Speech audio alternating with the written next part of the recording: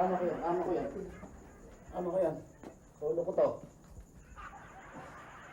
Pag nahawa ko sa biyahe, gusto ko naman sana magpahinga.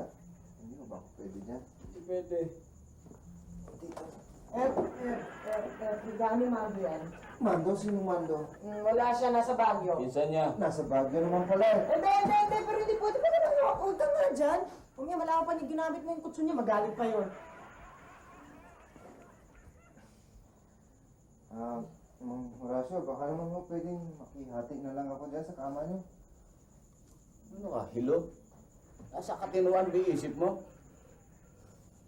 Itong kamang to solo ko, itong kwartong to solo ko dati. Magmula nang dumating tong si Kulokoy, tsaka yung pinsan niyang si Mando, alam mo ba yung kumot na yan? Iisa lang yung dati. Tingnan pare-pareho kulay. Pinag-hati-hati yan. 1/3 na lang yung natira sa akin.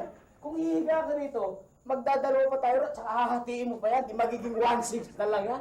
Inaasar mo ba ako?